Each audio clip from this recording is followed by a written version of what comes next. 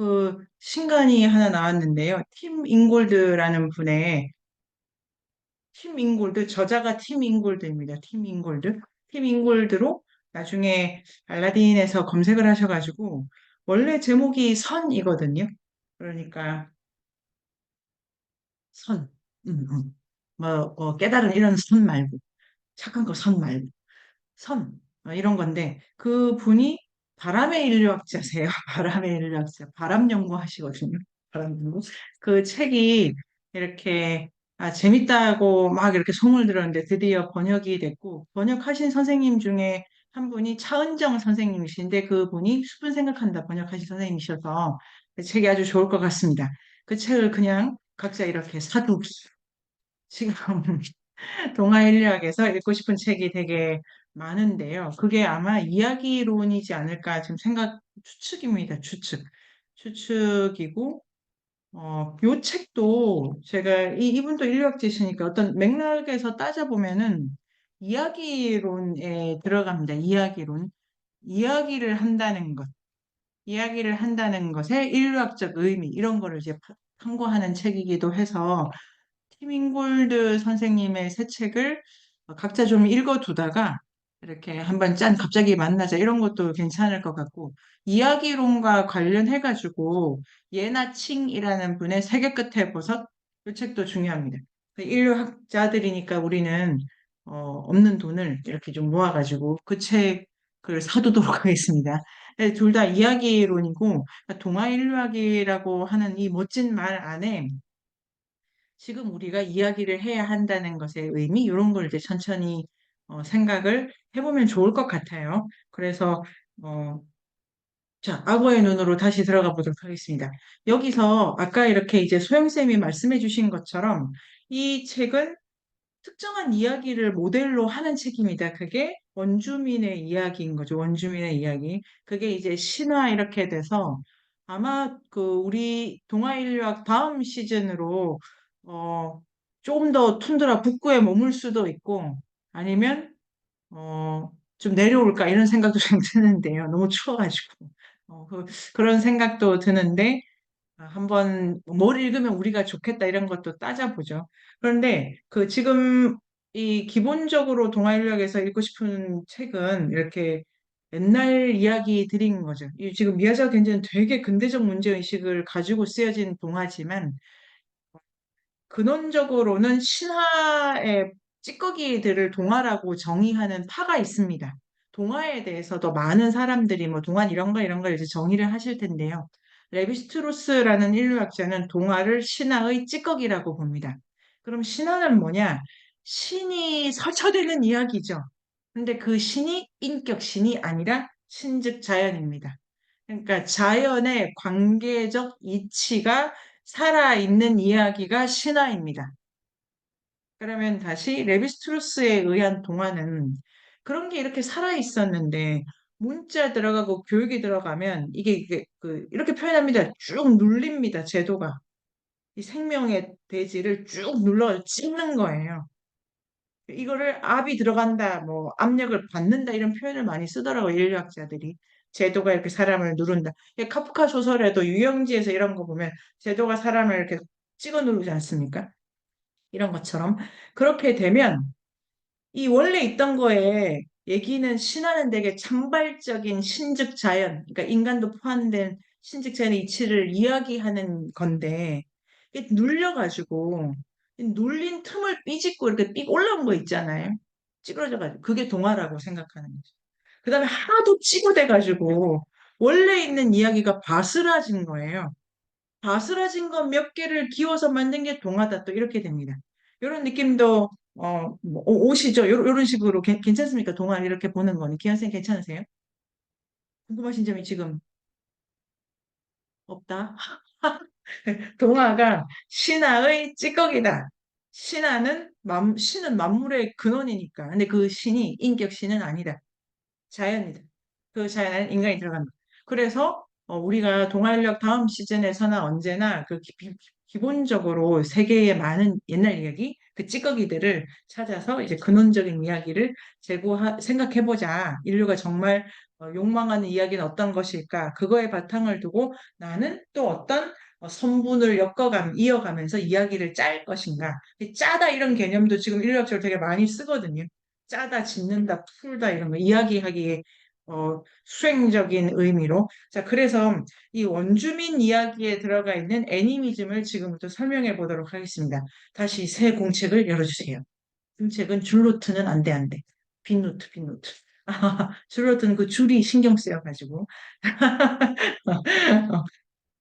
괜찮아요. 이런 거 정리하고, 뭐, 쟤는 왜 저렇게 교조적이야? 괜찮아요. 교조적인 사람 한 사람 좀 있어도.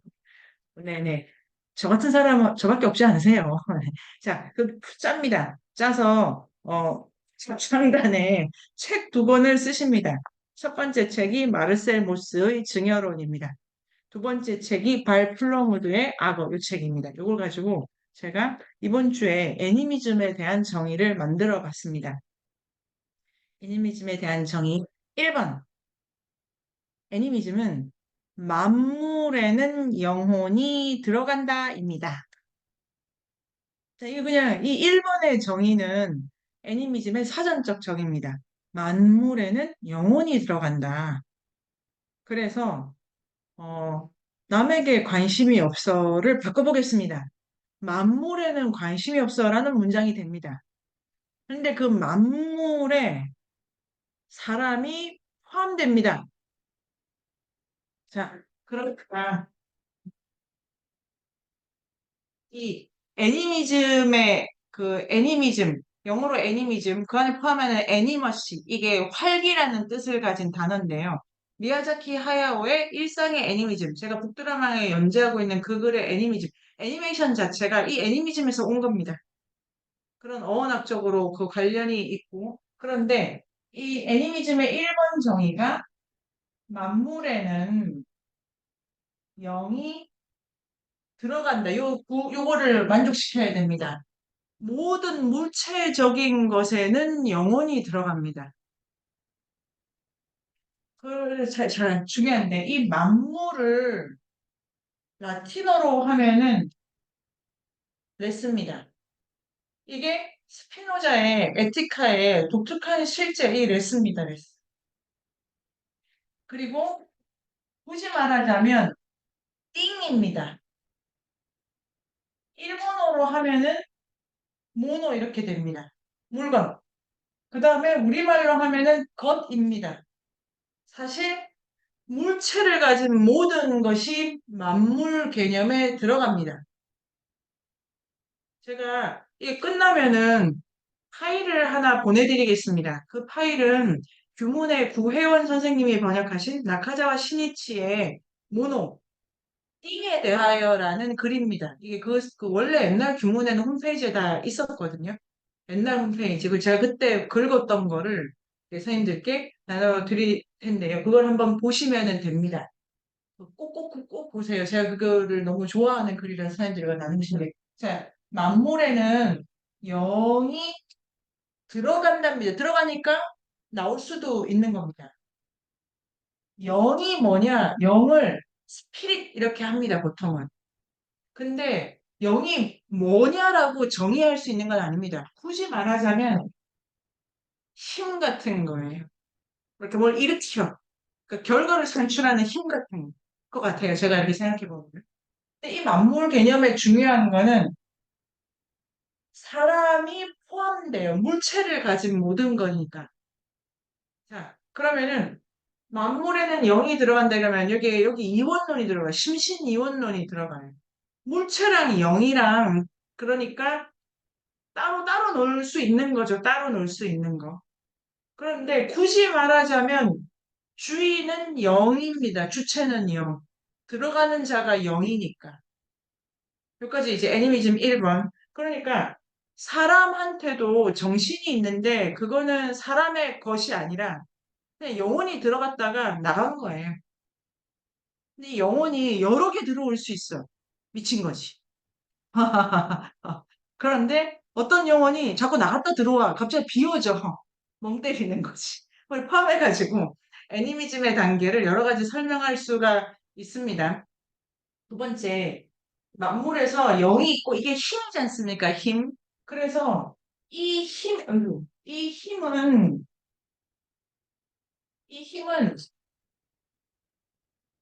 활기가 있습니다.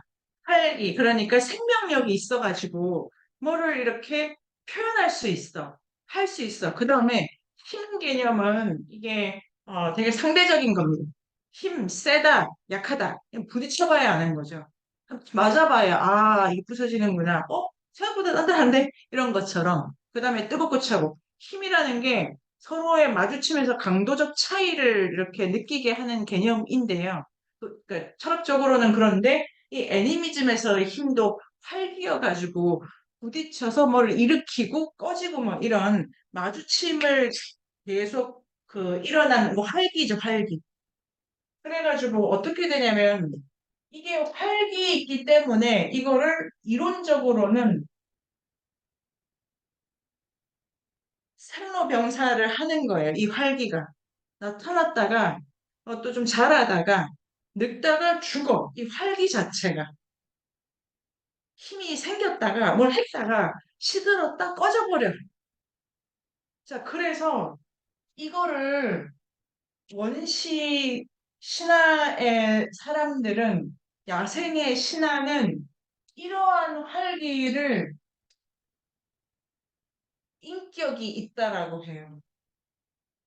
자, 첫 번째 스텝이 뭐냐면은 만물에는 영이 들어간다. 요거를 써두시면 될 것 같고 두 번째는 이 영에는 활기가 있다. 이렇게 됩니다. 그래서 세 번째는 활기 있기 때문에 그 야생의 사람들은 이걸 사람이라고 한다. 이렇게 됩니다. 여기 요 세 개의 조건을 만족하는 사고방식이 애니미즘입니다. 그러니까 무문자 사회의 애니미즘이죠. 여기서 어, 궁금하신 점이 있으신가요? 이거를 사람이라고 하는 거예요. 그러니까 기본적으로 우리가 생각하는 사람 있지 않습니까? 그럼 의자가 어디가? 우리가 생각하는 사람은 뭐냐면은 서구식 사람 머리가 있고 육체가 있다. 여기까지 뭐 비슷한데 머리가 육체를 주재한다. 서구식 인간과는 아까처럼 자연과 인간의 이분법이 있다든지 이렇게 목적이 정신이 목적인이고 신체가 이렇게 수단인 것처럼 바라보는 이런 거 정신적 능력이 절대화된 인간과 이런 게 아니고 영 이렇게 되고 요게 이제 사람이 있습니다. 그래서 아이누족이라는 거는 그 땅에 활기 있는 영의 이름이에요. 아이누라는 거는 자 아이누 이누이트 뭐 참시아 뭐 무슨 뭐 보건 이런 무슨 족 있지 않습니까? 족 이게 그 동네의 사람을 지칭하는 말이래요. 그러니까 이누이트족은 뭐냐면 사람족이야. 알래스카에 뭐 그다음에 뭐 만시족 사람족이에요. 그 동네 언어는 그러니까 이게 들어가면 사고를 많이 깨는 재미가 지금 있죠. 사람은 뭐냐면 이거 아니에요. 이소영 오선미 이게 아니고 그냥 활기가 있는 존재. 그런데 생로병사를 겪기 때문에 그리고 힘이기 때문에 활기의 수준이 있어요. 활기가 제법 세네? 활기가 제법 잘 돌아가는 애? 약간 활기가 비리비리하네. 그래서 활기가 제법 적합한 방식으로 활기가 표현되는 애를 사람이라고 한다. 이렇게 됩니다. 요 세 개가 들어가야 동화나 지금 이 책의 애니미즘을 이해를 할 수 있는데 먹이라고 하는 거는 먹이가 된다는 거는 영이 들어갔다 나갔다 하는 일인 거예요.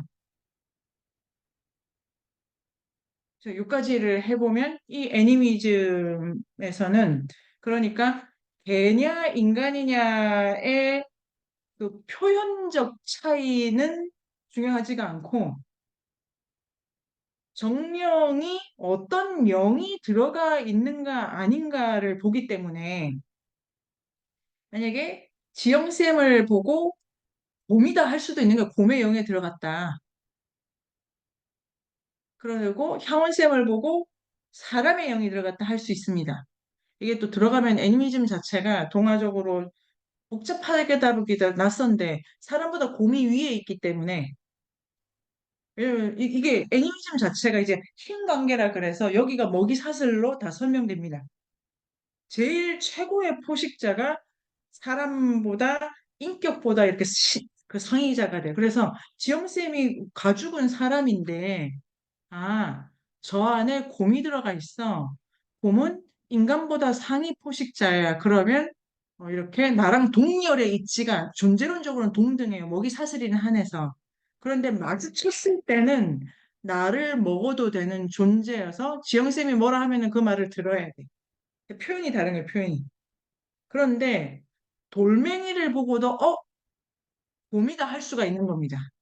어떤 돌은 막 그 안에 무슨 뭐 성질이 있건 뭐 위치 때문에 약간 자석적인 성질, 뭐 하여튼 그 돌이 우리 보통의 그 활기보다 세 이러면 상위 포식자다 이렇게 됩니다. 그런데 들어갔다 나왔기 때문에 김지영 선생님이 어제는 곰이었는데 그 영이 딴데 갔어. 지영 쌤이 뭐 잘못하셔가지고 그 신체가 뭘 잘못 먹어가지고 그러면 어제는 곰이어서 포식자여서 말을 응 들었는데 오늘은 아니야 넌 이제 그러면 오늘은 꺼져 이래도 되는 거예요.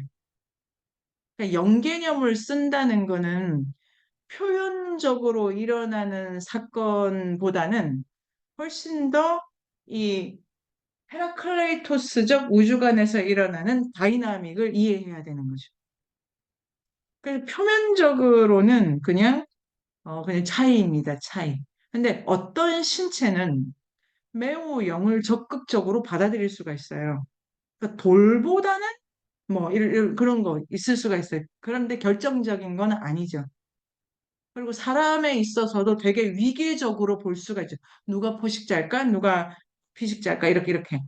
그렇게 된다는 것 자체가 모기 사슬의 다이나믹은 되게 여기 써두면 되게 좋은데 위계적입니다. 동등하지만 위계적이에요. 왜냐하면 그 위계가 고정되어 있지 않기 때문에 동등한 거죠. 요 애니미즘이 아주 이제 중요한 단계인데요.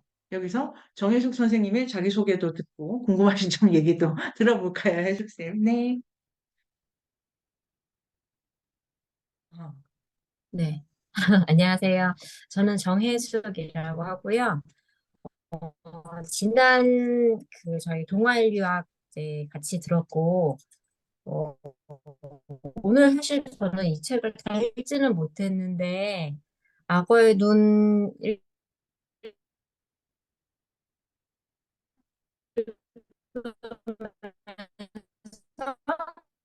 다른 선생님들도 느끼셨겠지만 내가 먹이가 된다? 그 부분을 사실 가장 인상 깊은 강의를 들으면서 되게 공감하기도 하고 약간 새로 알게 되는 것들이 뭐 당연히 많은데 저희 어렸을 때 피라미드 그려주잖아요. 사람이 제일 위에 있던 거를 그렇게 쉽게 수긍이 안 갔었어요. 나는 곰을 먹지도 않고 내가 사자를 만났을 때 나는 분명히 잡아먹힐 것 같은데 그 필요한 것들이 사실은 아직도 기억에 남고 약간 그렇고요. 그리고 처음에 말씀을 생각하는 보면서 저는 약간 어떻게 혼자 생각을 해봤냐면 우리가 서로의 안전을 위해서 서로에게 관심을 좀 끄는 끊어야 게 되겠다. 아닐까. 왜냐하면 공격을 서로 할 수 있고 약간 서로의 그런 위치를 힘으로 대등하게 힘으로써 저희가 서열 관계라든지 먹이사슬 관계가 이루어질 수 있다고 저는 공격하지 않고 안전을 지키는 약속을 지키고 인맥에 관심을 갖지 않는 자꾸 그런 사회적인 분위기가 한편으로는 서로를 안전하게 하는 안전망이 돼서 그게 안착이 되어가는 걸까? 약간 동물적인 방향에서 그런 것도 생각을 한번 하게 됐어요. 많이 끊기어서 저는 네. 좀 들렸는데요. 그래도 다 이해되시죠? 네. 그리고 이런 경우에 애니미즘에서는 마가 꼈네 이렇게 얘기합니다. 문이 네. 들어와가지고. 근데 네. 왜냐면 우리의 관계 그러니까 걔 탓이야. 아, 아니 그런 그래요. 네네. 근데 요는 네. 지금 아마 제가 추측을 했을 때 선생님께서 중요한 포인트를 지적해 주신 것 같은데요. 그래서 좀, 어, 되게 상대와 거리를 지금 벌어뜨리는 문화 같은 거는 어떤 두려움의 표시다. 먹고 먹히는 거를. 그런 것도 생각할 수가 있고, 그게, 그래야 될 필요, 이런 것도 있죠. 자, 요거를 해보도록 하겠습니다. 애니미즘에서 육식과 채식을 바라보는 방식이 다릅니다. 애니미즘은 일단, 잘 먹고 잘 싸야 돼요. 들어가면 잘 나와야 돼. 그 뭐냐면, 자, 그 다음에 이게 인격이지 않습니까? 활기가 인격이기 때문에 사람이 활기 있다는 건 뭐냐면 좋은 걸 잘 먹는 거예요. 근데 먹는 것 자체가 그러니까 시계를 먹어도 돼. 이 안에 활기가 이빨이 들어있으면 시계를 먹어도 돼. 그래서 이거 깨지든 말든 시계를 먹고 이 내 육체 안에 들어있는 활기가 양분을 먹고 힘이 세진다고 이 가정하는 거죠. 자, 그러면은 여기서 사람도 먹을 수 있습니다. 그 안에 든 인격이 내가 섭취했을 때 나를 더 활기 있게 해주면 되는 거예요. 그래서 채소를 먹어도 되고 돌을 먹어도 되고 공을 먹어도 됩니다. 이게 곰이라서지 풀이라서지 이런 게 아니고 그 안에 들어있는 영빨이 중요한 거죠. 그 영역을 내가 먹고 그러면 내가 또 영역이 세지지 않습니까? 이때 내 주위의 모든 건 나를 잡아먹기 위해서 달려듭니다. 왜냐면 그쪽도 영양 보충해야 되지 않습니까? 그러니까 예를 들면 이게 프레이자의 황금가지에도 있지만 왕은 인신 살해를 되게 많이 당했어요. 그리고 막 왕이 막 후궁을 거느리고 이래서 밤에 잠자리를 하면 후궁들이 하는 역할이 기본적으로 맛이 갔나? 이런 거를 확인해 가지고 갔어 갈 것 같아 이러면 빨리 먹어 치워야 돼. 조금이라도 남아있는 그 센 영역을 잡수려고. 이런 거를 프레이저가 많이 정리를 하거든요. 그러니까 채식과 지금 육식이라는 건 되게 표면적 차원인 거죠. 그리고 중요한 건 이게 되게 목적적인 거예요. 나를 살찌우는 게 중요하지.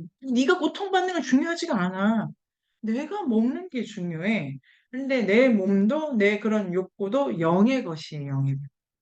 그러니까 요러면 되게 약간 정신분열하고 있다는 것도 느껴지시죠? 요런 관점에서 그 생각을 하면은 내가 너무 훌륭해지면 먹힐까 두려워해야 되고 내가 비리비리 해야 될 때는 내가 먹을 걸 찾아내야 돼. 근데 이런 건 많이 느껴지시죠? 아, 내가 지금 공부를 해야 돼. 이거 진짜 양식이 필요한 거잖아요. 내가 어디 관계를 바꿔야 돼. 이 관계가 뭐고 편식이 들어가가지고 먹으면 먹을수록 건강이 나빠져.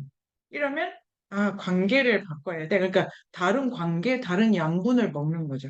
그래서 다시 너는 관심이 없어라는 말을 영양학적으로, 애니메이션 영양학적으로 말하면 편식이 좀 들어간 거네. 라든지 아니면 그거를 좀 더 수행적으로 바꾸면 먹을 걸 좀 바꿔봐. 이러면 지영쌤이 지영쌤이나 누구라도 생각을 뭘 먹어야 내 활력이 세지겠어.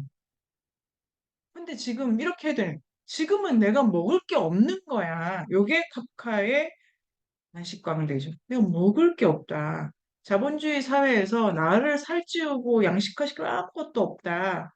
그래서 굶는 거야. 이런 게 있고. 그래서 단식이나 이런 문제를 다시 이렇게 테마화하면 사회 비판이 될 수도 있겠네요.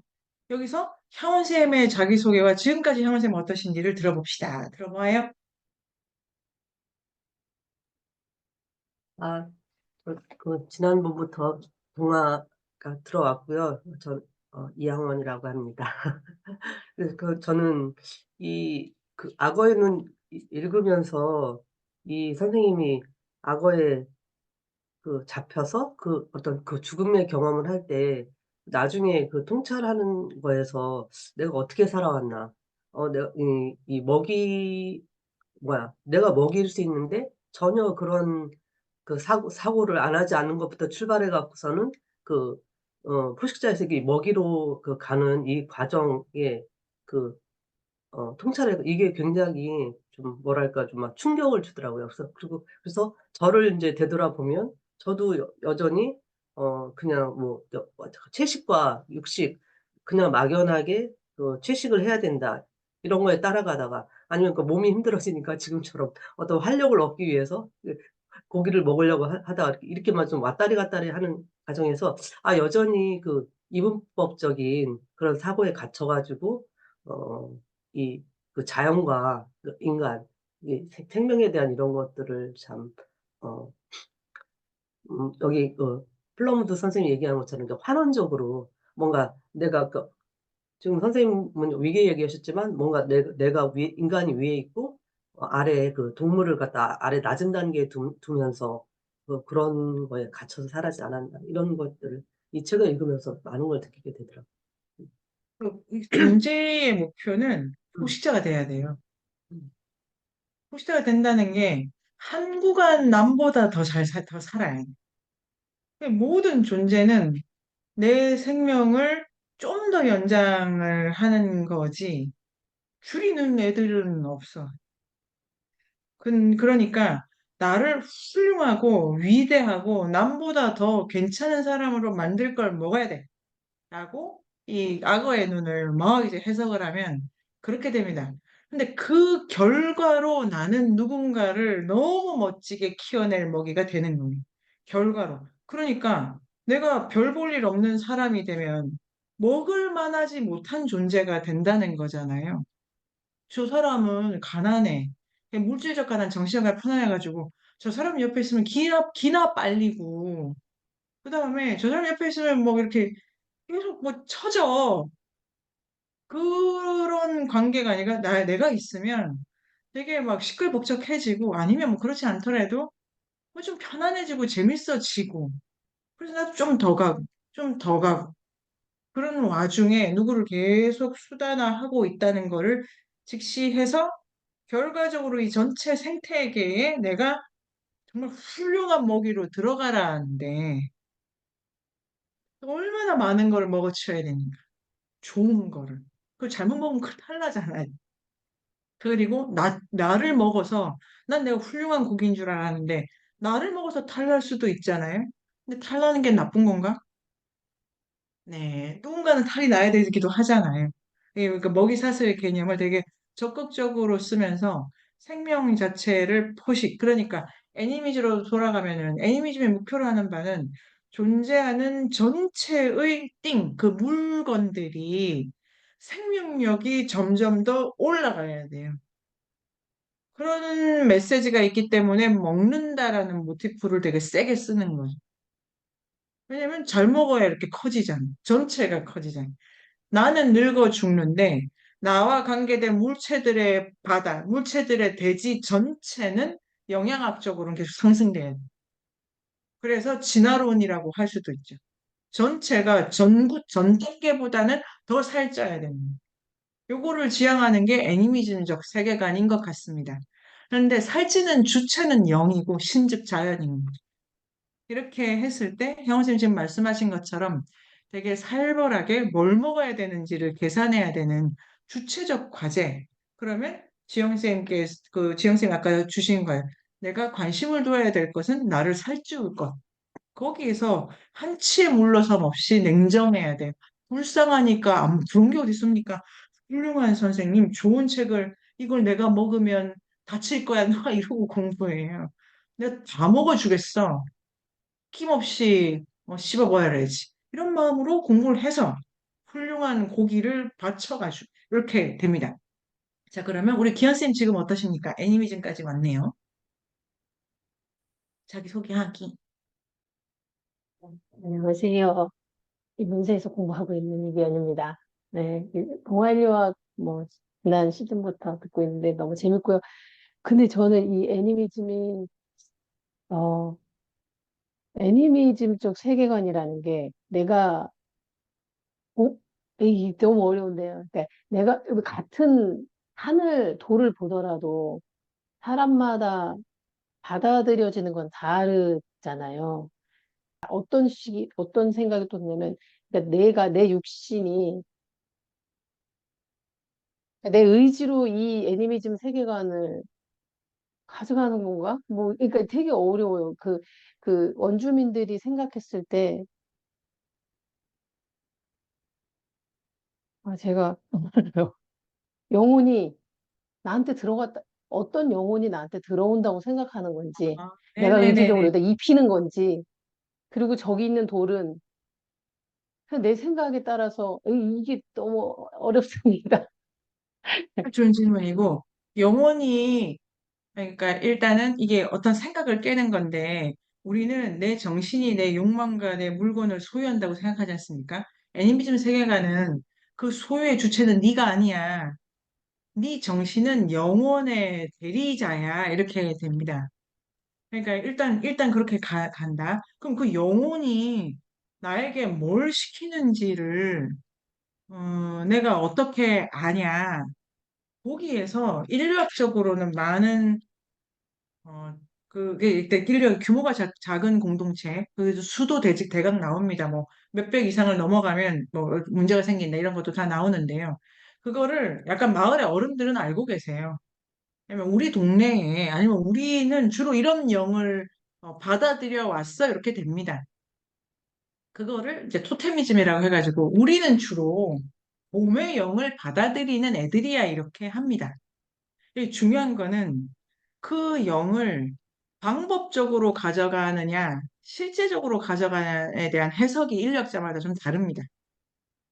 그러니까 애니미즘은 그냥 사고 툴인 거예요.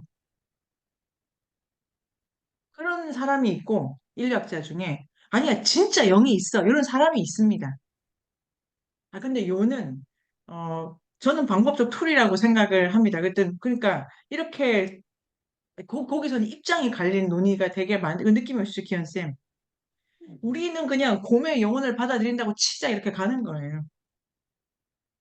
대충 해보면 맞는지 안 맞는지 나오잖아요. 아니 곰인데 왜 나무 못하지 우리 부족 애들은? 아닌갑다 바꿔.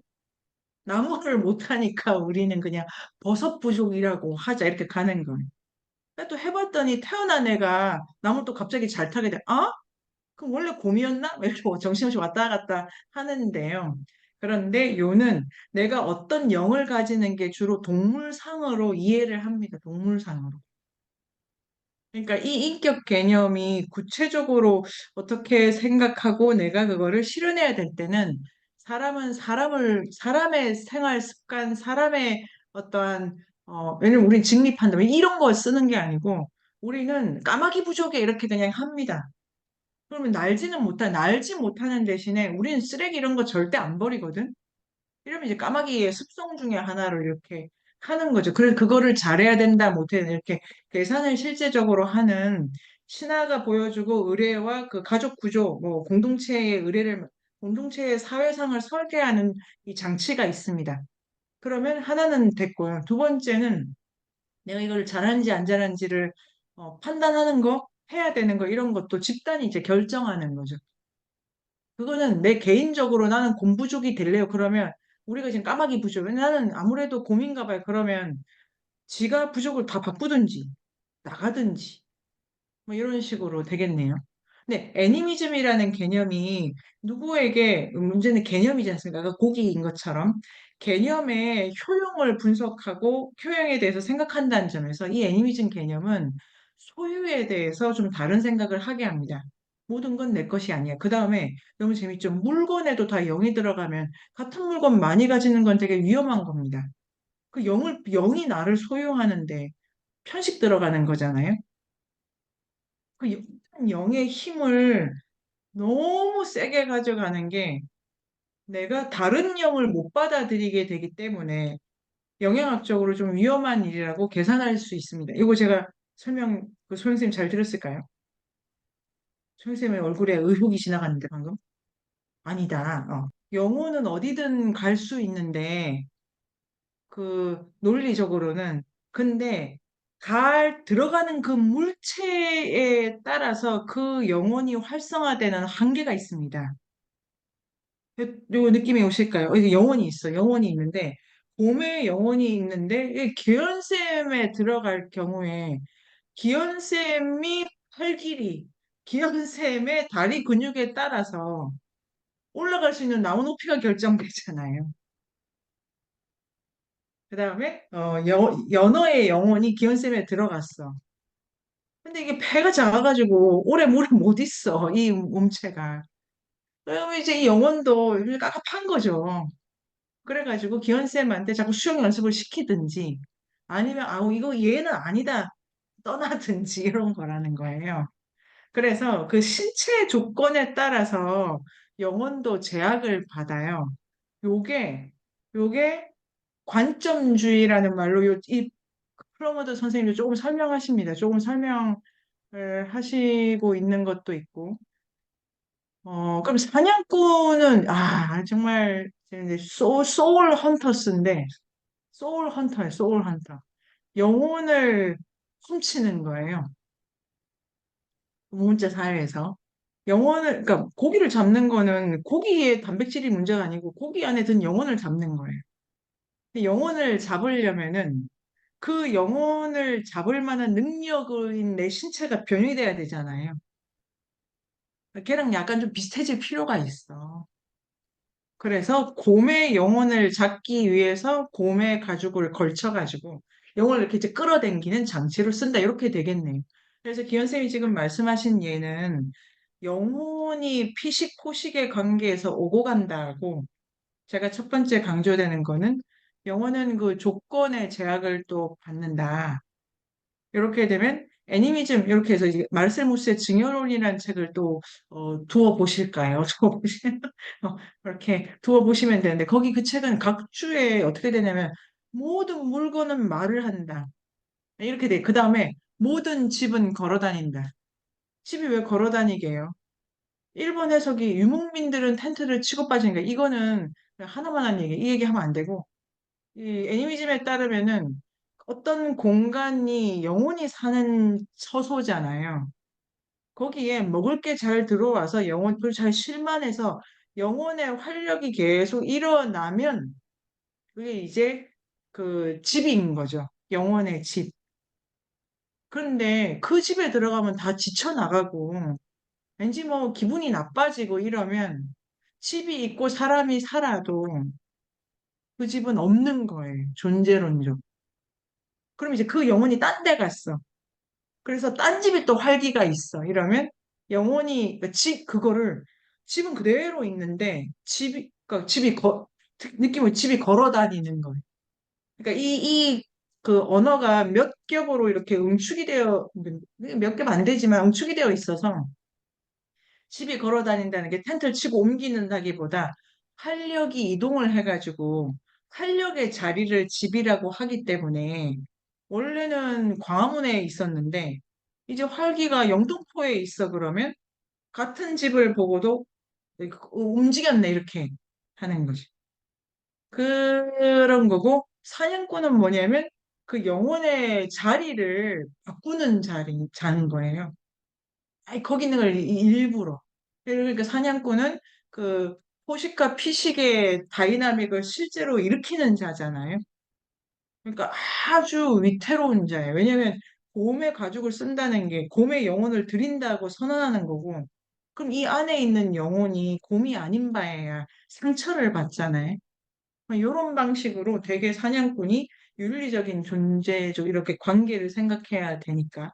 그래서 관계에 이렇게 피식푸식 이런 거를 할 수가 있고, 지금 유리쌤 어떠십니까?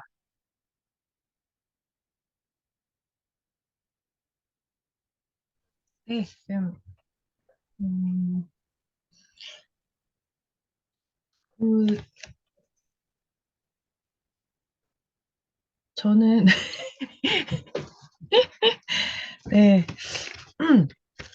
이 책을 읽으면서, 이게 되게 재밌다라고 했고, 그리고 선생님이 카톡을 계속, 이건 재미있는 책입니다라고 강조를 계속 하시다 보니까, 정말 그렇다는 생각이 들면서, 어려움을 극복했던 것 같고요. 왜냐면은 어려웠기 때문에. 예. 근데 이제 앞에 서론이나 서문에서 이 작가 소개 같은 걸 봤더니, 어려운 연구를 하셨던 분이더라고요.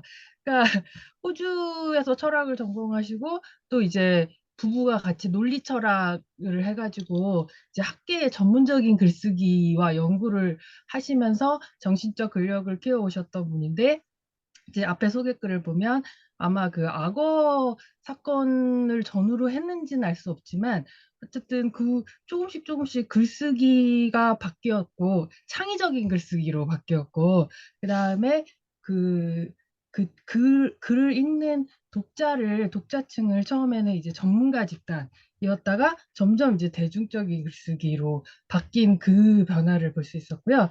그래서 이제 아름다운 에세이로 이 책이 시작되었다라는 설명이 있는데, 네, 아름다운 에세이로 읽었습니다. 그리고 이제 다 아름답기도 하고, 끔찍하기도 하고, 무섭기도 하고, 이거는 이제 이분이 되게 설명을 글쓰기에,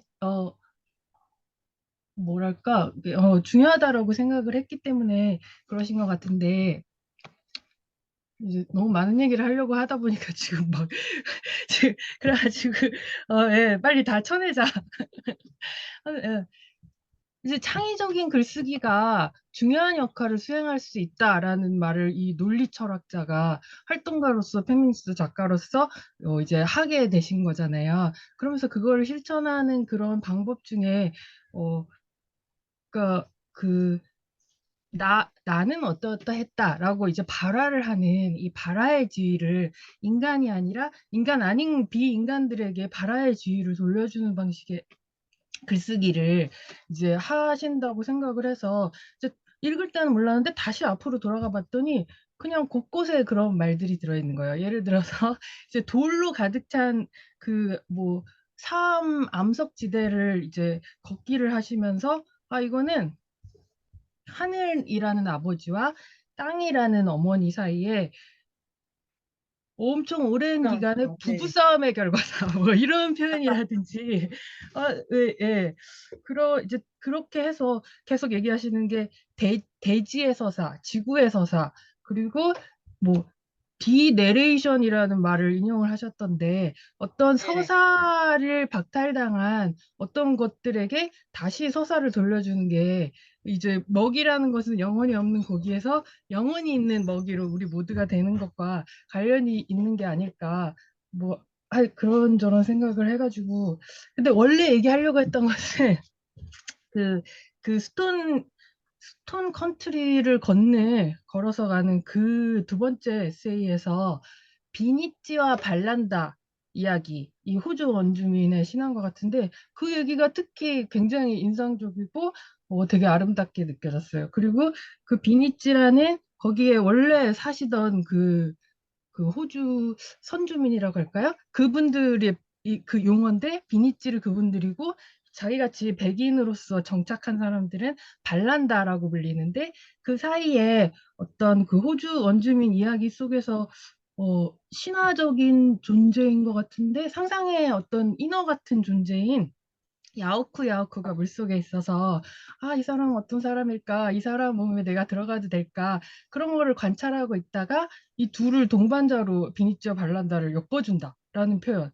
그래서 그 길을 걷는 이 백인이라는 이 사람이 그 길을 걷지만 비니찌도 동반자로 얻고 그리고 문화 속에서 있는 야오크도 동반자로 얻어서 같이 걸어가면서 이제 돌들이 자기에게 대화를 서로 할 수 있는 존재로 끌어올려지는 그렇게 변화하게 되는 그런 과정들이 너무 아름답고 예 재미있었습니다. 공부하시기를 권합니다. 아니, 선생님이 쓰시는 글은 뭔가 진짜 다를 것 같고 되게 생생하시죠? 다른 선생님들도 아주 이야기가 마치 우리가 그 자갈밭에 같이 있는 것 같은 그런, 우리 동아일보 한 시즌은 아무튼 저 밭에 가가지고 깽판을 치면서 일단 와도 되겠네요. 아니, 그래 보죠, 뭐. 그렇게 하고 지금 말씀하신 거를 이렇게 이제 애니미즘을 받아가지고 책을 들어가면 되겠네요. 이 책에 여러분 힘내주세요. 지금 힘을 내세요. 일단 애니미즘을 이렇게 보는 게 제가 나에게 말을 걸어온다. 저 안에 다 영혼이 있기 때문에 그래서 아까 요 정리하신 것 중에 인격이기 때문에 일단 1번이 먹으면 살찐다. 생로병사를 겪는다 이래서 그 인격의 활기를 사람처럼 이렇게 생명 이렇게 나고 죽는 것처럼 본다는데 2번이 인격이기 때문에 여기 지금 제가 놓쳤는데 중요한 유리쌤 말씀해 주신 것 같아요. 인격이기 때문에 말할 수 있습니다. 이거 제가 유리쌤 덕분에 이거를 채우게 됐네요. 굳이 퍼슨이라고 하는 거는 말하는 능력 때문인 것 같아요. 연하쌤 제가 설명 잘 드렸을까요? 그러니까 이 인격이죠. 그러니까 활기를 지영쌤 제가 설명 잘 드리고 있을까요? 인격이기 때문에 괜찮다. 더 설명을 잘 하고 있다, 하고 있다. 자, 그래서 인격이기 때문에 뭘 먹고자 한다, 싸고자 한다, 살찌고자 한다, 생명력이 커진다, 이런 게 있고, 두 번째가 인격이기 때문에 말할 수 있다, 동시에 들을 수 있다. 이렇게 돼서 계속, 주리쌤 아주 잘 보셨네요. 계속 대화적 관계에 놓인다, 이렇게 됩니다. 자, 여기서 반대를 탁 쳐야 돼. 인격이 아니다는 이 책에 따르면 고기가 된다고 두 개를 잃는 건데, 활기를 잃는다, 말할 능력을 잃는다. 책에 나오지 않습니까? 고기가 된다는 거는 말하는 자리를 잃는다, 이렇게 되어 있으니까요. 그러니까, 어, 지영 쌤이 남에게 관심을 가지는 연습으로 길 가다 막 나무하고 얘기하고 있는 거야. 들려? 이러면서. 어, 그래서 지영이가 갔네, 갔어. 남에게 관심을 가지라더니. 이런 평가를 들을 때, 아, 난 이렇구나. 뭐 이러셔도 되고. 들리고 말할 수 있다. 그쪽도 말한다라고 하니까, 저기랑 나랑 이 핵심의 애니미즘이 대화적 관계를 지향한다. 이렇게 됩니다. 이렇게 됐을 때, 책으로 돌아가 보도록 하겠습니다. 이 책은 그냥 챕터별로 나온 게 아니라, 되게 아까 제 생각에는 구성이 잘 되어 있습니다. 구성이 잘 되어 있는 것 중에 유리쌤이 말씀하신 돌에 대한 명상 요 장이 어떤 책을 동화도 마찬가지인데요. 이 미야자와 겐지의 동화는 그러니까 실제로 변신담 되게 많이 들어가 있습니다. 그건 알 수 있죠. 왜냐면 정령이 왔다 가니까 정령이 자리를 바꿔가지고 어제는 김지영의 몸을 갖지만 오늘은 돌멩이의 몸을 가져도 하등 이상하지 않기 때문에 내가 변신하는 일도 벌어지고 지금 기현쌤 말씀하신 것처럼 피부를 그러니까 이 피부는 옷이에요. 옷. 요 카프카도 그렇게 이걸 벗었다 입는 거예요. 아니 어제 티모시 살라메가 유퀴즈 나왔는데 그거 보려고 이 바쁜 와중에 숙제를 빨리 하느라고 하나 저 시간까지 네, 이런데 아무튼 그거 꼭 보시고요. 거울 앞에서 혼자 뭐 하냐 물으니까 아니 거울 앞에 티모시가 있어서 넌 얼마나 좋겠니 이런가? 아 웃겨. 사람들은 참 내가 있으니 얼마나 지겨워 뭐 이런데 그러면 혼자 있을 때 이거를 벗어본대. 그래서 아 좋은데 제가 이렇게 얻어 걸렸지만 이 정령 개념을 쓴다는 거는 이걸 벗는 거예요. 이거 그냥 벗어. 그러다 필요에 따르면 다른 걸 입는 거. 영어는 그렇게 한다는 거예요. 내 입장에서는 들어갔다 나가는 거지만 신체 입장에서는 그래서 제가 그런 걸 포함해가지고 그런 생각을 할 수 있고 그 다음에 이 책 자체가 그래서 미야자와 겐지 동화도 변신담이 많이 있고 돌, 새, 바람이랑 즉각적으로 대화합니다. 애니미즘적인 거죠. 요게 이 동화 미야자와 겐지의 특이한 점은 그러한 대화의 주제로 우리가 생각하는 현대인의 삶 같은 거 안 들어온다. 여러분, 미야자와 겐지의 동화는 동물 우화랑 다릅니다. 우화도 동물이 나오는데 우화는 개념적으로 사람 사이의 일을 들이씌우는 거예요, 동물에. 그러니까 인간 중심적인 거예요. 요게 이솝우화를 보면 알 수 있는데 그래서 남을 속이지 마 이런 거잖아요. 자연은 영원 개념 쓰면 속이고 속인 일이 내가 속임을 당하지. 어머, 김지영 쌤이 곰인 줄 알았는데 아니었네. 이렇게 되니까요. 그런데 우화랑 동화랑 일단 개념적으로 다르고 이건 존재론적 동등한 애니미즘이 들어갔다. 변신단 나온다. 그 다음에 모든 것이 떠든다. 이렇게 되겠습니다. 그래야 지금 유리쌤이 말씀하신 거 모든 애들이 대화 중이다. 이렇게 돼 있고 그런 관점에서 책의 목차로 들어가면은 자, 1부, 2부, 3부로 되어 있습니다. 3부로 되어 있고, 이게 아마 돌아가신 뒤에 구성이 되기도 한 형태 같은데요. 제가 가장 이해할 수가 없었던 게, 2장이 왜 필요한가였는데, 이런 책을 분석할 때도 이렇게 분석하면 전 되게 좋더라고요. 저자의 의도는 둘째치고 책 자체의 구도와 구성을 파악하는 건 매우 도움이 됩니다. 그래서 미야자와 겐지 동화도 이 전체 구성력을 보면은 왜 결론이 이럴까? 배치가 어떨까? 이렇게 이제 우리가 보게 되는데 일단 일부의 포식자를 만나서 내가 일단 먹이가 된다는 걸 이해하라 하지 않습니까? 그래서 62쪽으로 가보도록 하겠습니다. 62에 스톤 컨트리의 관계. 요게 이제 기현쌤이 아까 기현쌤은 자연학 공부도 좋아하시고 돌에 대해서도 좋아하시니까 이 2장 자체를 아주 주의해서 어, 쓰시거나 2장의 포맷을 글 쓸 때 있지 않습니까? 글을 쓸 때 요는 많은 소영쌤이 계셔서 진짜 번데기 주문 잡는 거지만, 네. 아무튼 여러분 이해해 주세요. 제가 생각하는 그 어떤 작품으로서의 소설이랄까? 어떤 아주 고도로 숙련된 어떤 이야기 말고 분석적 차원에서 우리가 쓰는 에세이나 뭐 과제 있지 않습니까? 그건 기본적으로 쓸 내용이 뭔가를 고민하는 것보다 글의 형식을 고민하는 게 글 쓰는 데는 훨씬 더 효과적이라고 생각합니다. 그러니까 초반에 내가 어떤 얘기 쓰고 중간에 요 얘기 쓰고 마지막엔 요런 방식으로 말을 지어내 볼까가 이렇게 글을 쓸 때 먼저 생각을 해보시면은 어떨까 생각이 되는데 예를 들면 그 기현쌤 요 포맷을 한번 뜯어가지고 내가 이 포맷을 흉내내 보는 것도 생각해 보시길 바랍니다. 그래서 나중에 동아일보 선임들 뭐 작품 분석하거나 아니면 그냥 독후감 같은 것도 우리가 이야기의 형식 같은 것도 고민해 보면 너무 재밌을 것 같습니다. 근데 일단 스톤 컨트리의 건기 이게 왜 필요하냐 이렇게 해가지고 지금 유리쌤이 너무 잘 보시는 자 69쪽에 무지개 뱀 이야기 나오지 않습니까? 무지개 뱀 이야기는 음, 그 무지개 뱀 이야기 이거 접어놔야 되는데 이거 많이 나옵니다. 호주 신화의 그냥 주인공이고 뱀은 뱀이 특히 건기가 있는 지역의 신화에 많이 나옵니다. 뱀이 이렇게 뱀이 좀 축축하지 않습니까?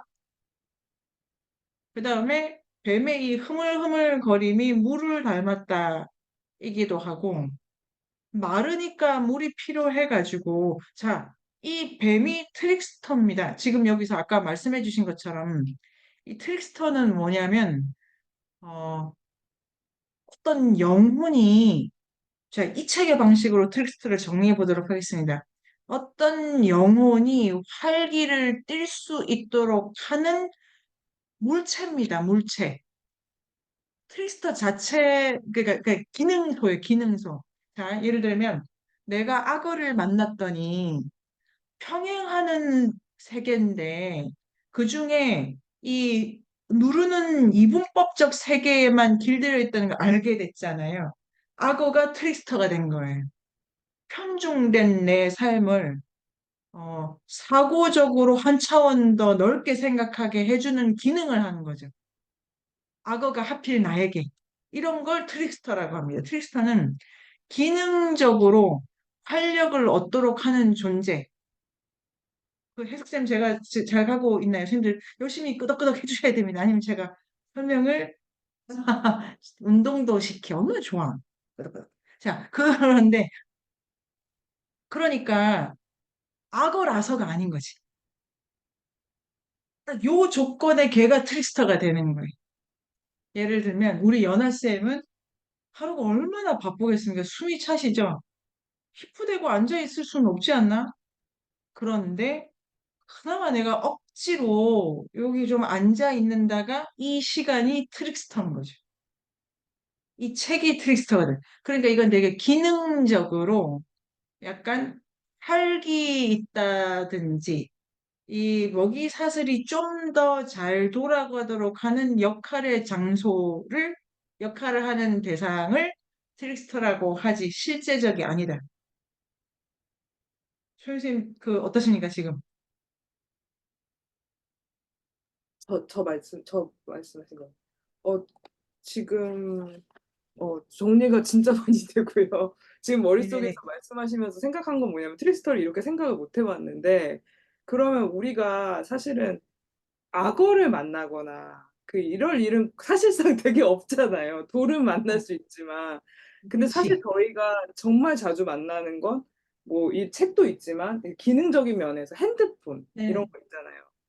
그러면 네네. 예를 들어서 요런 것도 우리가 트릭스터라고 말할 수 있을까? 이런 생각이 그냥 번뜩 떠올랐어요. 선생님 말씀하시는데.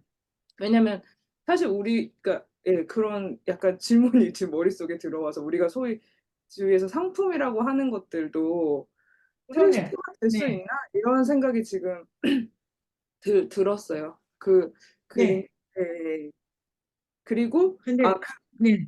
네, 지금 그리고 어, 호주 신화 네네네. 얘기가 또 좀 재밌다. 지금 그런 생각하고 있었습니다. 네. 아주 아주. 호주 신화도 있는데, 여기 접어놔야 돼. 우리 동아인류학은 이게 오지게 산만하고, 뭐, 오지게 복잡하지만, 공식 정리만 잘해도 건질 게 되게 많다.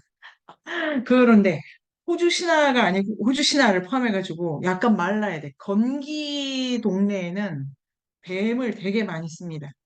툰드라에 우리 뱀 별로 못 봅니다. 제가 지금 그 지식을 만드는 지만지에서 시베리아 설화집이 이렇게 번역을 해주셔가지고, 그거를 제가 진짜 얇아요. 그러니까 하루에 한 권씩 떼도 되는데, 거기 뱀이 안 나오지 않아요. 뱀이 없어서 안 나온다. 이거는 그냥 하나만한 얘기, 당연한 얘기. 2번은 뱀이라는 그 동물의 기호적 성질이 활기를 일으킬 만하지 않은 거예요, 위에는. 자, 그래서 선생님 말씀하신 것처럼 상품도 트릭스터로 옵니다. 조건에 따라서. 예를 들면 핸드폰도 전혀 쓰지 않아, 뭐 하지 않아. 그런데 이러한 네트워크, 그러니까 약간, 그러니까 누가 쓰는가죠. 이게 어떠한 편중, 요거는 레비스트로스가 하는 말이고, 바이플로모드 선생님의 설명에 어떤 편식을 해결하는가, 이 물건이. 그런데 상품일 경우에는 편식을 이렇게 좀 촉진하는 바가 있어가지고 그런 점이 있지만, 그렇죠. 소영쌤, 제 느낌 오시죠? 원칙적으로 트릭스터라는 개념은 편중을 조절한다, 편식을 조절한다. 그 다음에 활기를 얻게끔 한다이기 때문에 활기를 얻으려면 되게 재치 있고 이럴 수도 있고 저럴 수도 있는 걸 뭐 그러니까 악어처럼 뭔가 못 봤던 걸 보여주는 역할을 하는 거죠. 근데 그 자체로 의미가 있는 건 아니다입니다.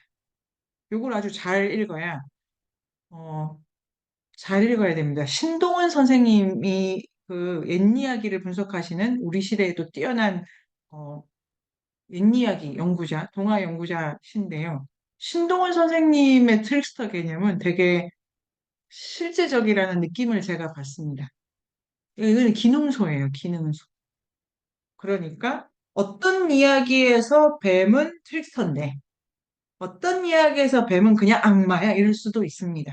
지금 느낌이 오시죠? 그러니까 동아인류학을 우리가 계속 읽는다는 거는 그 표면 밑에서 떠받드는 논리를 이해하는 거니까 뱀이 나온다, 곰이 나온다 보다는 이 힘 관계를 이해하면 될 것 같고요. 그러면 트릭스터도 되고 지금 아까 푸신 것도 되고 그걸 다시 대화로 돌아가면 자, 일단 이 호주 나오고 어디 나오냐면은 북아메리카의 저기 유타, 네바다 저기 서쪽의 사막 지역에 있는 부족들의 신화에 뱀이 아주 많이 나옵니다.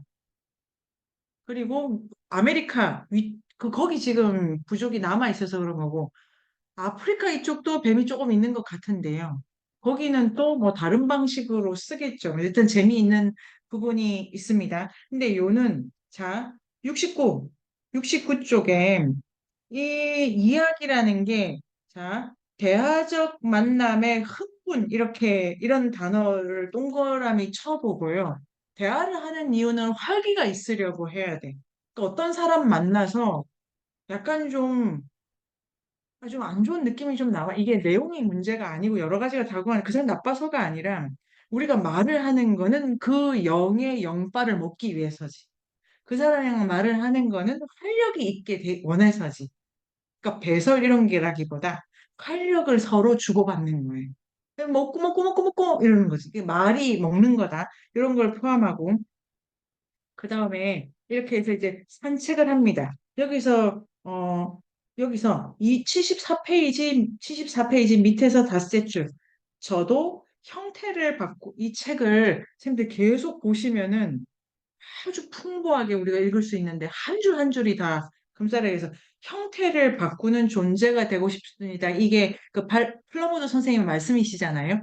이런 것도 이 애니미즘 간에 기반을 둔다. 그 다음에 여기가 그 유리쌤 보신 거 75쪽에 위에서 둘, 넷, 여섯 말하는 땅은 이제 소통하는 파트너. 아까 인격 개념 때문에 너무 좋네요.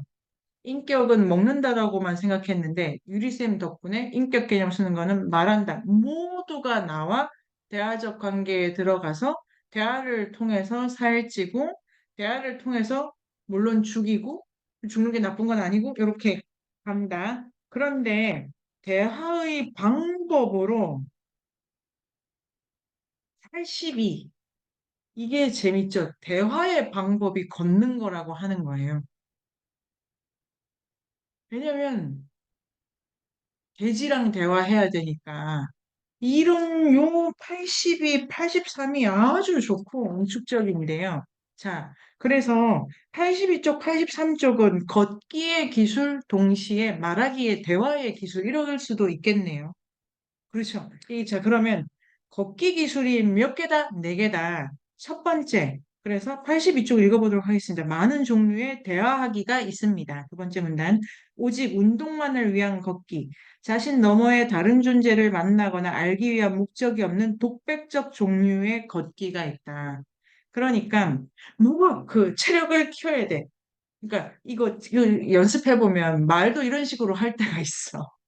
내 말빨을 키우기 위해서 그냥 앞에 사람 놓고 지 혼자 떠드는 거예요. 이 독백. 계속 지금 제가 그러고 있는 거예요? 아시겠죠? 약간 쎄한 듯신 기분이. 아무튼 독백적일 수도 있다.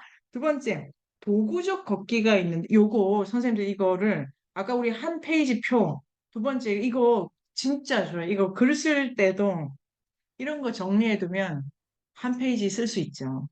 여러분 글 쓰는 거는 이런 거 빌려갖고 하고 싶은데 딱 누가 이렇게 자 그래서 두 번째가 도구적 걷기인데 이 유형의 걷기는 목적지로 가는 도중에 들르는 장소에는 관심이 없고 빠르게 스쳐 지나간다. 중간중간 마주치는 장소로서만 타자를 경험한다. 말도 이렇게 할 때가 있잖아요. 이런 사람 선생님 말만 들어. 네 말이 그래서 선생님 말을 구현하든지 아니면 그냥 알았어 알았어 알았어 하고 자기 말도 선생님 말. 이렇게 되죠. 그래서 이 도구적 걷기다. 이건 대화 아니다. 세 번째가 여가적 걷기. 이게 좋죠. 꼭 봐야 하는 광경을 시각적으로 소비하는, 그러니까 말을 할 때, 나 소영쌤이랑도 말해봤다? 나 유리쌤이랑도 말해봤다? 나 이런 사람이랑도 말해봤다? 이게 수집, 이거 대화 아니다.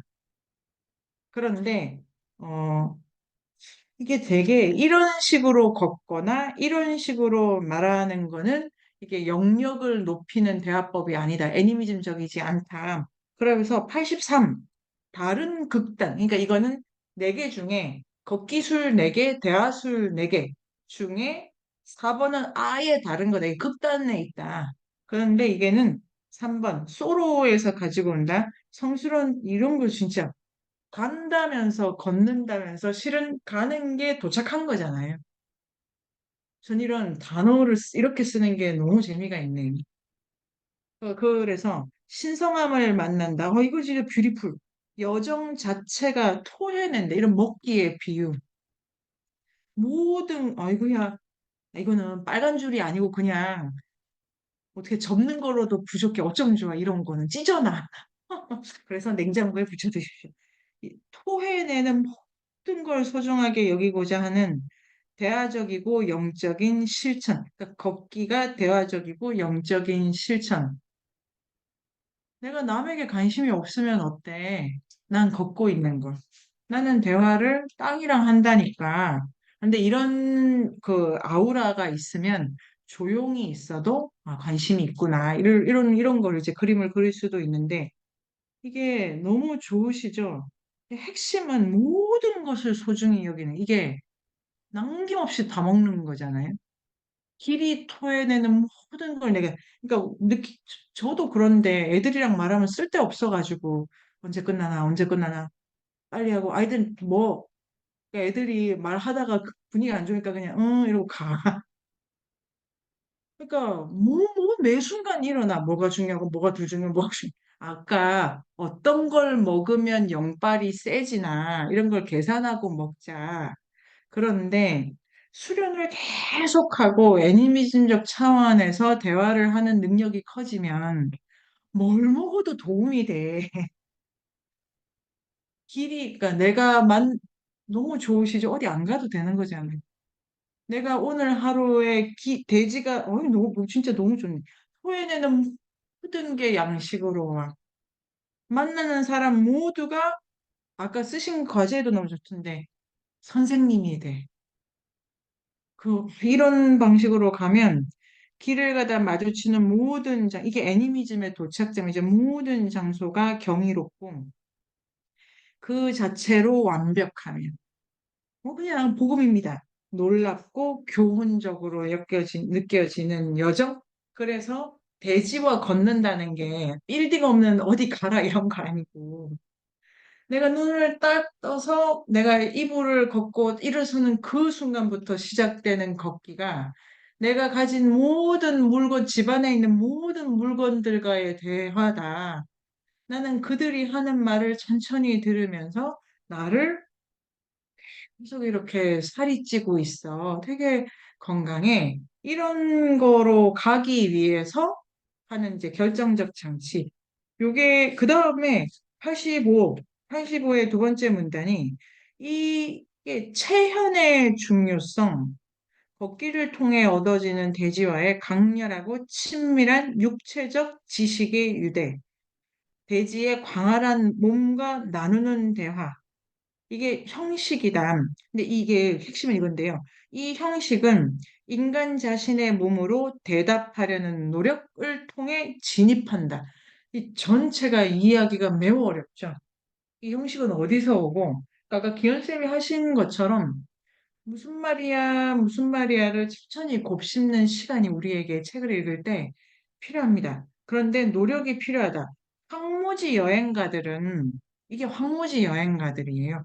그래서 자신의 생존을 스스로 책임져야 되고, 자신을 한계를 지닌 동물, 절반 정도 강인한 동물, 그런 여정을 통해 아까 제가 대화가 핵심이었네요, 리쌤.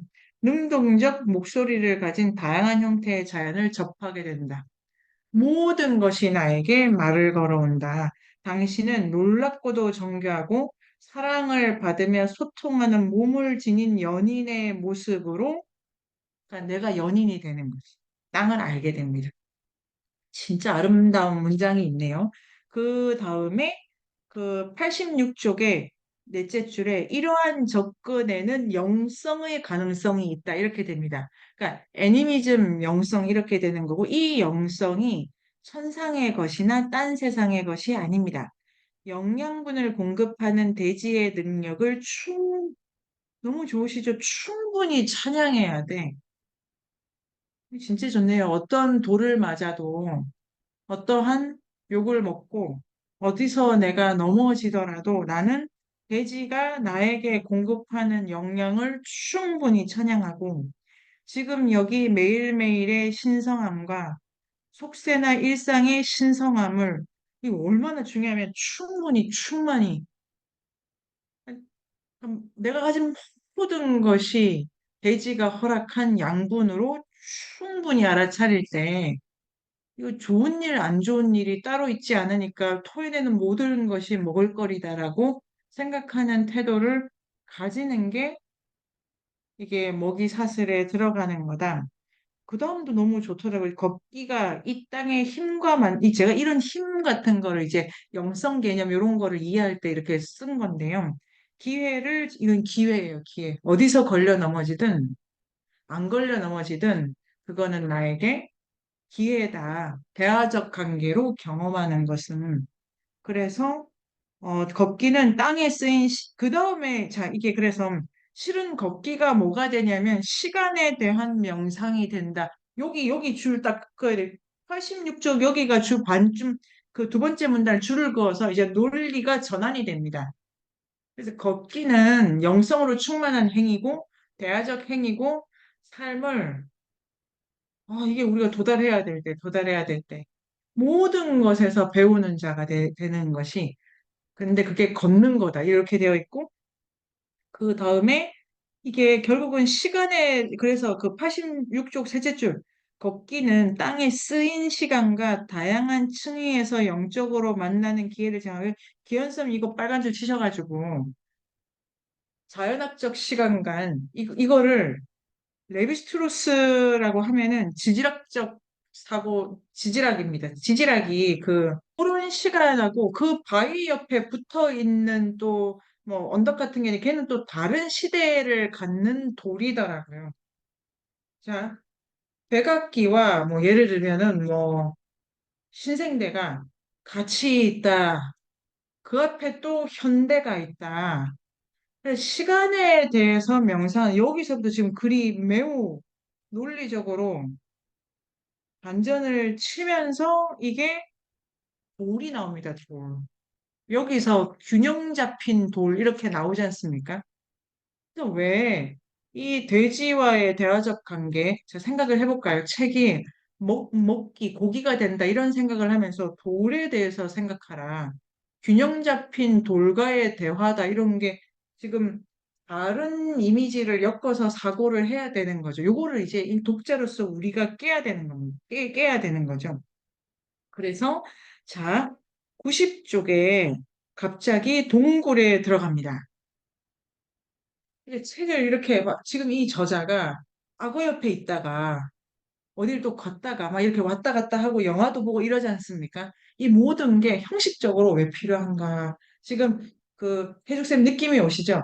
세부를 설명하는 게 있고 책이 거머쥐는 이미지들이 있지 않습니까? 이 층위를 알아야 돼. 이 층위를 알면 동화가 권선징악이 있어. 근데 1차적 층위인데 그 권선징악을 어떠한 풍경 속에서 보여주는 이 상위 레벨을 읽어야 동화도 구조적으로 분석을 해가지고 이렇게 계열화시킬 수 있을 것 같고 그때 우리는 이 애니미즘의 활력에 대해서 아주 또 다른 얘기를 할 수 있을 것 같습니다. 그래서 이 91쪽에 이제 바위가 나와가지고 기현쌤 둘, 넷, 다섯 세계 균형 잡힌 바위는 존재의 상징이자 균형의 상징입니다. 생명에 닥친 위험의 상징이자 취약성이라는 뼈아픈 진실의 상징이기도 합니다. 굴러떨어질 수도 있고 균형을 잃을 수도 있고 위태하게 열려 있습니다. 아니 이게 진짜 재밌다. 돌이야말로 먹을 수 없는 건데 그런데 모델을 또 거기서 만드는 거예요. 돌과의 대화라고 하는 게 시간과의 대화고 균형 잡혔다는 게 뭐냐면은 뭘까요? 그러니까 깎이고 있지만 지금은 되게 그 풍경 안에서 어떤 잘 조화를 이루는 응고된 상태잖아요. 그 돌에게서 지금 뭘 보냐면 풍화와 움직임의 이 시간적 스케일을 다 이렇게 너무 그 재미가 있는데 먹고 소화는 순식간에 일어나는 건데 자연 전체 차원에서 그걸 이제 아주 느린 차원에서 깎이고 어디에 들어가는 것도 소화작용으로 이렇게 보면서 이 애니미즘이 아주 거대한 시간에 많은 영들의 관계를 명상하는 하나의 작업이라는 거를 그리고 그게 나에게 중요하다 이렇게 보게 됩니다.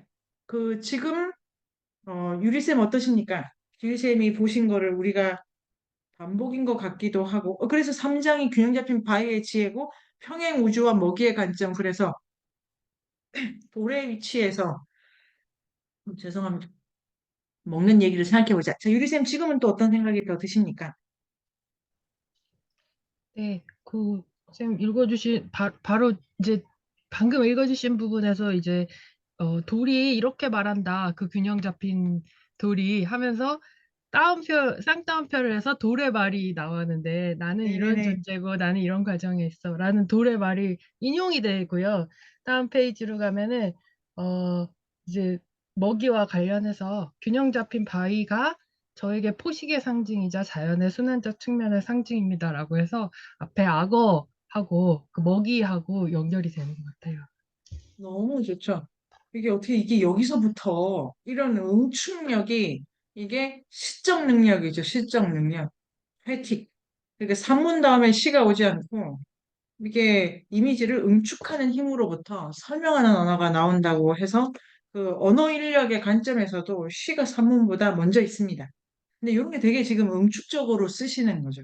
그 다음에 그래서 98, 둘째 줄, 균형 잡힌 바위의 지혜, 우리는 이 두세 개 모두를 보아하면 이 사이에 좀 전에 유리쌤의 그 말씀을 이렇게 설명하는 언어로 넣으면 됩니다.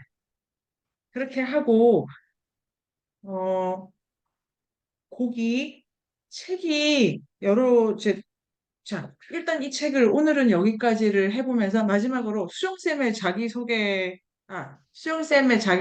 감상을 듣고 우리 지영쌤의 오늘 전체에 대한 인상을 들으면서 하고 숙제 조금 말씀드릴게요. 수영쌤, 네, 오래 안녕하세요. 기다리셨습니다. 반갑습니다. 김주영 쌤 처음 뵙겠습니다. 나머지 분들은 다 아는 얼굴이고 정말 정말 어려운 책이었던 것 같아요.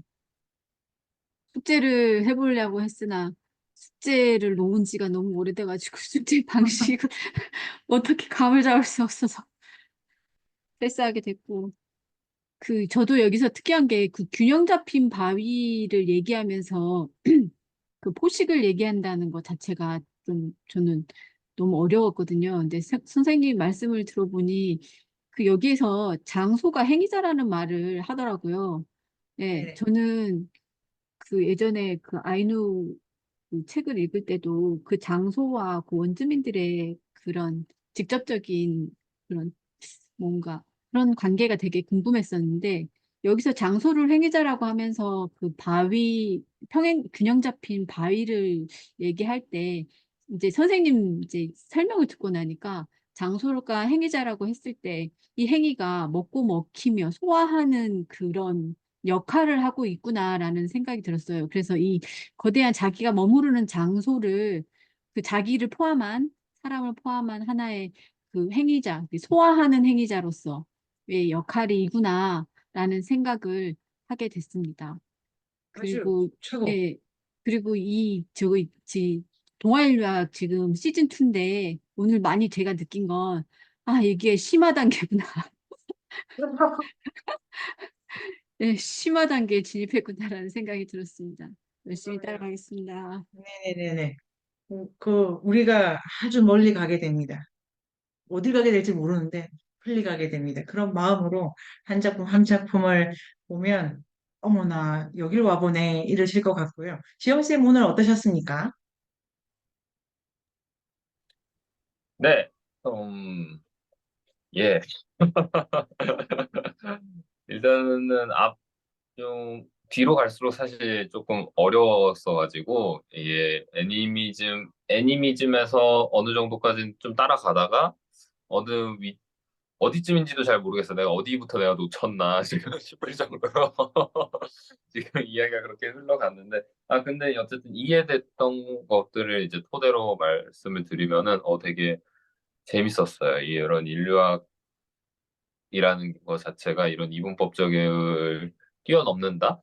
물론 이 가미당에서 공부할 때 뭐 곰쌤이 이제 자주 하는 말이 공부라는 건 어쨌든 그 이분법에서 이제 벗어나는 거다라고 이제 계속 말씀을 하셨는데 사실은 그게 머리로는 알아도 좀 많이 어렵잖아요.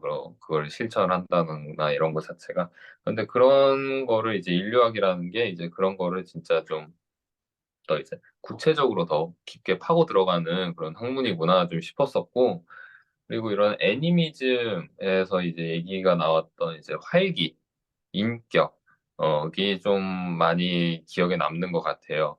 어찌됐든 저는 이 세계를 살아가는데, 이 세계를 살아갈 때 뭔가 고기를 먹든 뭘 먹든 그게 곡이든 책이든 뭐 다른 관계든 간에 어찌됐든 이런 것들을 내가 남들보다 뭔가 더 많이 먹어야지라는 그런 생각이 사실은 좀 이기적이다라고 생각을 하고 있었던 것 같아요. 그런 게. 좀 '다른 사람한테도 양보를 좀 하고 이제 좀 그래야 되지 않나?' 이렇게 싶었었는데 근데 이제 결과적으로 봤을 때 그런 것들이 나의 활기, 나의 생명력을 키워주는 애들을 내가 많이 먹고 나의 생명력이 커지면은 또 나의 생명력을 다른 사람이든 다른 그 뭐 물체든 간에 어쨌든 '그런 걸 나눠 줄 수 있는 거구나.'라고 했었을 때 '아 이런 게 뭔가 좀 되게 자연의 그런 생태학적 아무튼 순환이겠다. 우리가 잊고 있는 그런 좀 순환이겠다.' 좀 싶었었어요. 그래서 이게 이제 악어의 눈에서 말한 그런 헤라클레이토스의 우주와도 이게 전 좀 연결이 되더라고요. 이 먹고 먹히는 그런 관계라는 게 이런 애니미즘에서의 말하는 그런 것과 연결이 되면서 좀 되게 즐거워서 재밌었습니다. 예. 네, 아주 좋네요. 지금 이거를 공부는 여러분 예복습, 예복습, 예복습. 지금 수정쌤 말씀하신 거를 진짜 농담 아니고 내가 말한 거 녹음했다가 내가 말한 거 그냥 치세요.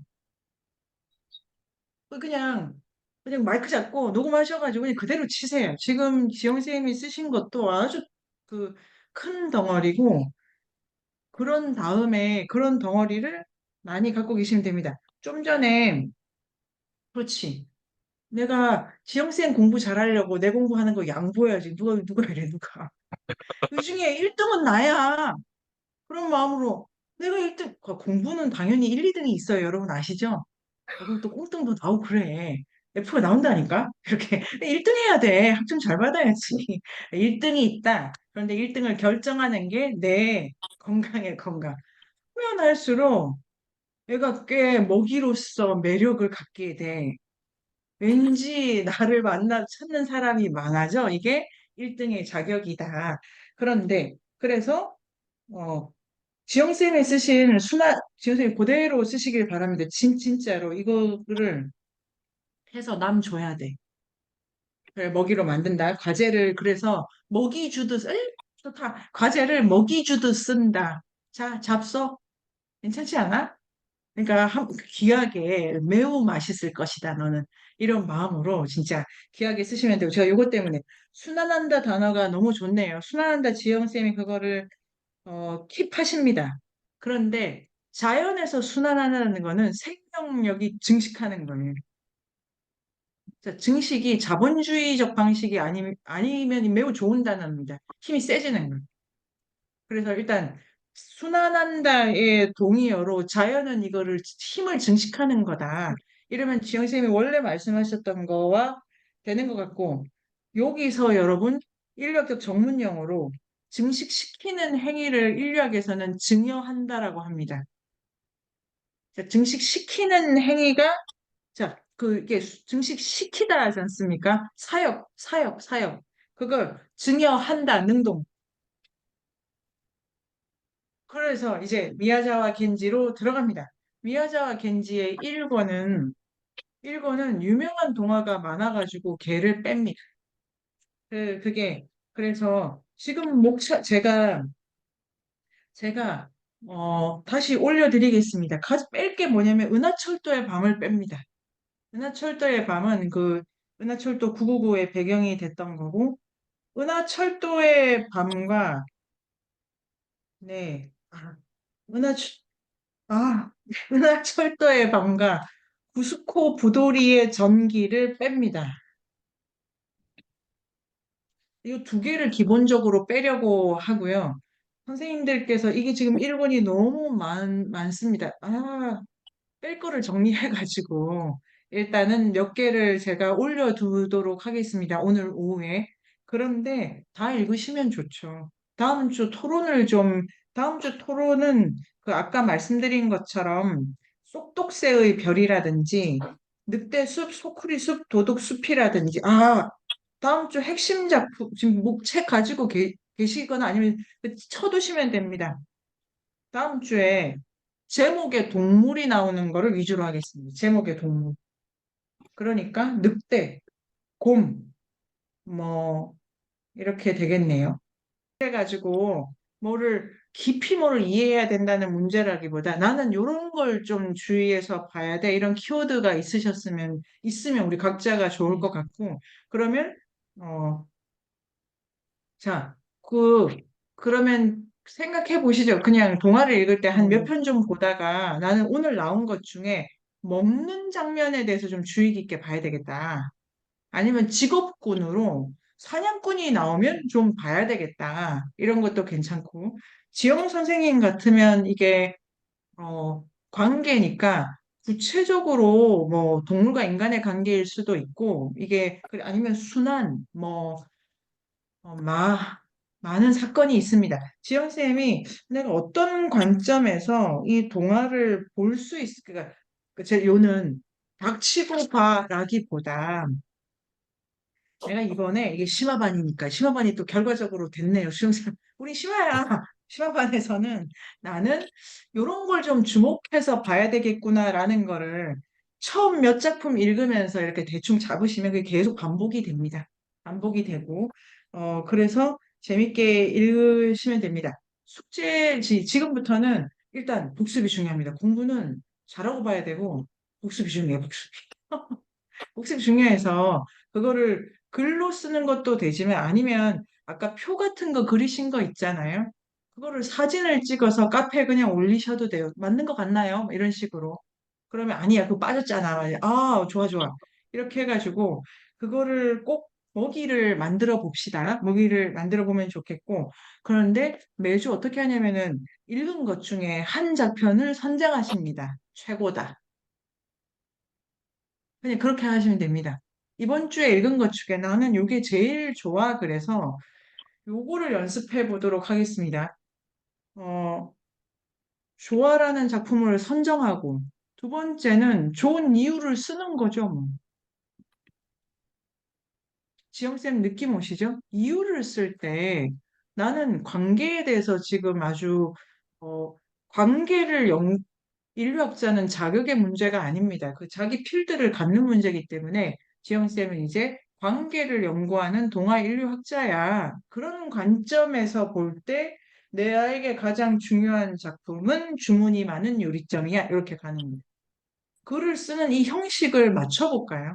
그러니까 많이 쓰시는 게 아니고 뭐 몇 개만 쓰시면 나한테 제일 중요한 건 이거야. 선정, 이유, 간단히 재밌게 책을 읽어보면 이 정말로 배울 게 많은 동화니까. 자, 우리의 동화 인류학 배는 출항을 했습니다. 바이바이. 맛있게 드세요, 점심. 지영쌤 안녕. 고맙습니다. 정쌤 안녕. 바다 안녕.